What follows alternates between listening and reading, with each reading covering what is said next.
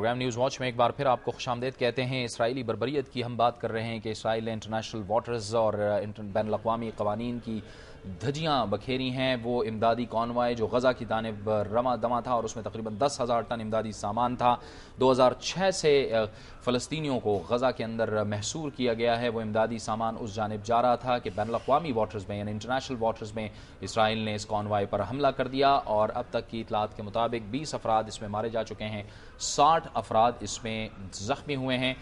پاکستان کے ایک سینئر صحافی طلعت حسین، ان کے ساتھ ساتھ ان کے پروڈیوسر رضا آغا اور ایک خبیب فاؤنڈیشن جو ایک NGO ہے، اس کے بھی پاکستانی جو نمائندے تھے ندیم احمد، تاحال لاپتہ ہیں اور ابھی تک ان کا رابطہ نہیں ہو پایا اپنے دفتر سے۔ جب ان کے ٹی وی چینل کی انتظامیہ سے کچھ دیر پہلے ہماری بات ہوئی تو انہوں نے یہی کہا تھا کہ طلعت حسین کا آخری رابطہ صبح 6 بجے ہوا تھا، جس کے بعد ان کا رابطہ منقطع ہے۔ اسٹوڈیوز میں ہمارے ساتھ موجود ہیں فلسطین کے امور اور عرب امور پر گہری نظر رکھتے ہیں منصور جعفر۔ منصور صاحب، عرب لیگ کا جو رول ہے وہ کیا ہے؟ کیونکہ عرب لیگ میں شامل بہت سے ممالک ایسے ہیں جن کے سفارتی تعلقات ہیں اسرائیل کے ساتھ، لیکن وہ ابھی تک ظاہر ہے اپنی آواز نہیں اٹھا پاتے۔ شمشاد احمد خان صاحب کا بھی یہی کہنا تھا کہ عرب لیگ جو ہے وہ اس حوالے سے بہت کمزور ہے۔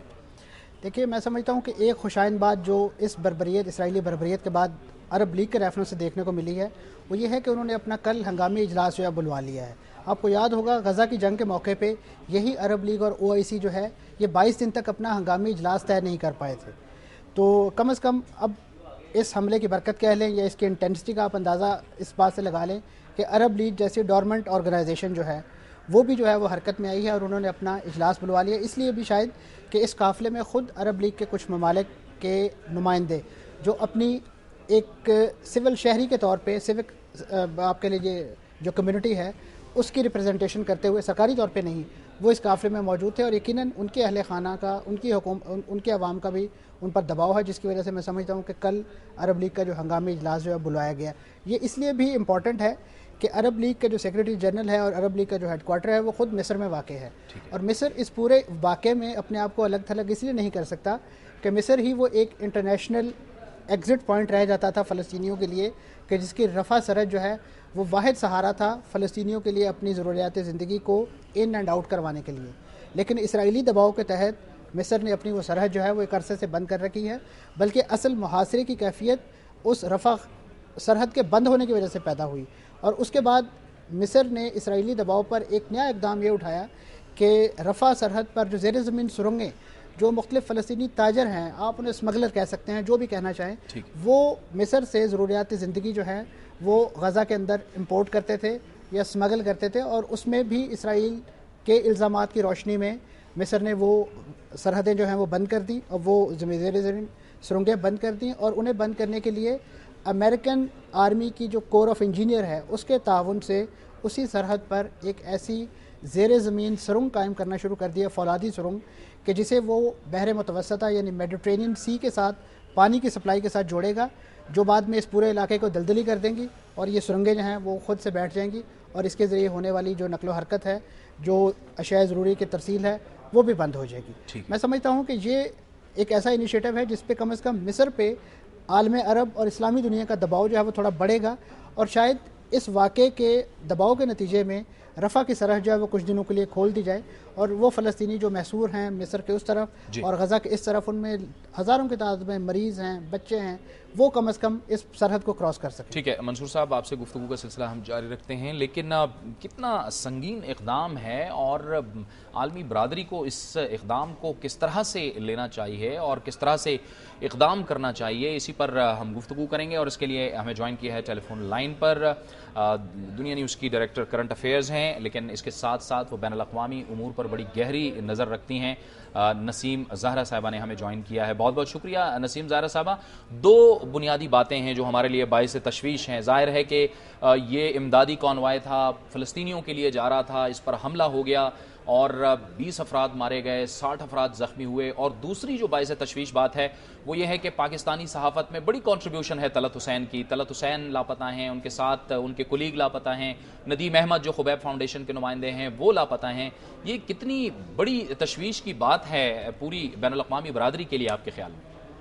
इंतहा तशवीश की बात है, जैसे आपने फरमाया। और जो तीसरी अहम चीज है वो ये है कि ये तुर्किश एक फ्लोटिला था, तुर्किश जहाज था, और तुर्की के पाकिस्तान के साथ बहुत ही करीबी मरासिम हैं। और साथ साथ तुर्की, आपको याद रहे कि वो मुसलमान मुल्क है जिसने कि इजराइल के साथ कॉन्टैक्ट रखे। और हमें लगता है कि ये जो अब फ्लोटिला पे अटैक हुआ है इजराइल का, ये जो तुर्की और इजराइल के ताल्लुकात हैं उसके लिए एक बहुत ही एक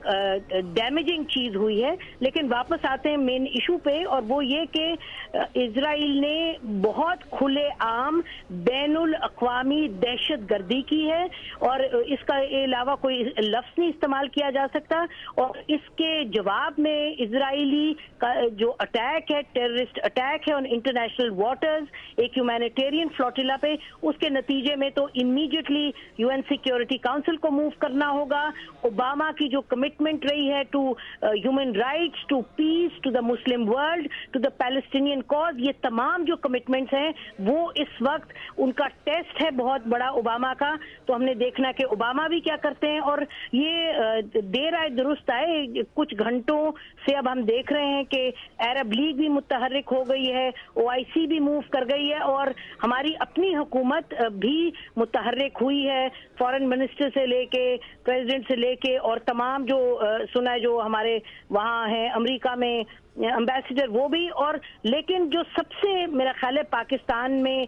जो अहम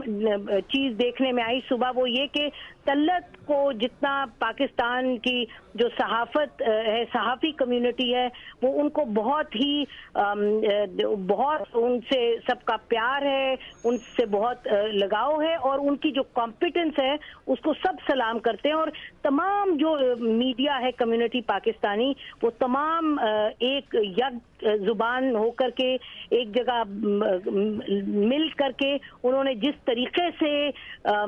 हर चीज को बरूए कार लाके, हर कांटेक्ट को हर तरीके से, सुबह से आपको मालूम नहीं कितने हजारों कांटेक्ट्स, फोन, मीटिंग्स ये वो पाकिस्तानी सहाफियों ने किए। तो ये और सब दुआ गो हैं कि तलत खैरियत से आए। लेकिन साथ साथ जो इजराइल ने किया है, फिर मैं कहूंगी पाकिस्तान के जो ताल्लुकात, जो स्टैंड रहा है कायद आज़म से लेके अब तक फलस्तीनी इशू पे, तो पाकिस्तान के लिए एक बहुत ही ये अफसोस कुन डेवलपमेंट है। लेकिन जिस तरह ओबामा की हम बात करें, उसी तरह से पाकिस्तान की भी हुकूमत का ये बहुत बड़ा टेस्ट है कि किस सतह पर जाकर ये इस इशू को कंडेम करती है और किस तरीके से आगे ले जाती है। अच्छा नसीम साहिबा, ये जिस तरह से हुकूमत हरकत में आई है, और ज़ाहिर है कि जैसे आपने फरमाया कि सुबह से ही तलत हुसैन के लिए आवाज़ उठाई, उनके दीगर कोलीग्स के लिए आवाज़ उठाई, खुबैब फाउंडेशन के नुमाइंदे के लिए आवाज़ उठाई, और जिस तरह से जो पाकिस्तानी सिफारत खाने हैं वो मुतहर्रिक हुए हैं, आप समझती हैं कि हमें मुतमईन होना चाहिए कि जो कार्रवाई इस वक्त शुरू हुई है हुकूमत की जानिब से इन लोगों की बाजियाबी के लिए?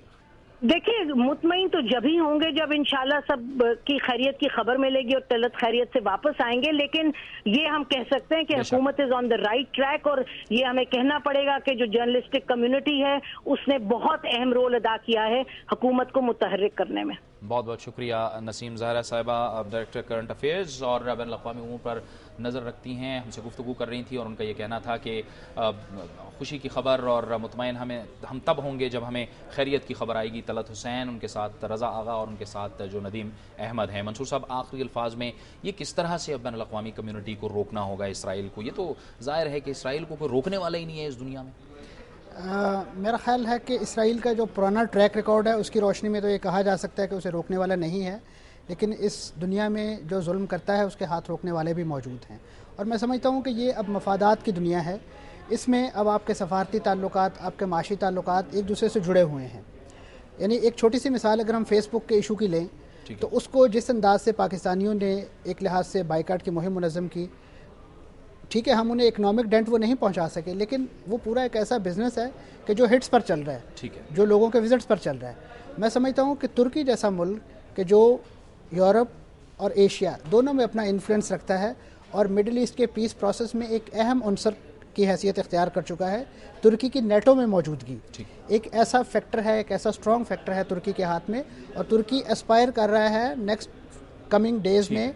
یورپی یونین کی یورپی ممبرشپ یونین کے لیے بالکل تو ٹھیک میں ہے. سمجھ یعنی آپ کا کہنا ہے کہ مطلب یہ ہے کہ ترکی کا جو رول ہے وہ بہت امپورٹنٹ ہے اس مسئلے کے حل کے لیے. بہت بہت شکریہ منصور جعفر صاحب, سینئر صحافی, ہم سے گفتگو کر رہے تھے. ترکی کی بات ہو رہی تھی کہ وہ نیٹو کا ظاہر ہے الائی بھی ہے اور آگے جا کے اس کو یورپی کمیشن کا ممبر بھی بننا ہے, لہٰذا ترکی کا رول جو ہے وہ انتہائی اہم ہوگا. وقت وہ چاہتا ہے بریک کا, اور بریک کے بعد ہم ذکر کریں گے بجٹ 2010-2011 آنے والا ہے. نیا ٹیکس لگنے والا ہے جس کو ویٹ کا نام دیا ہے, ویلیو ایڈڈ ٹیکس. یہ ہے کیا اور اس کی ضرورت کیوں محسوس ہوئی, اسی پر ہم گفتگو کریں گے, لیکن پہلے لیں گے ایک بریک.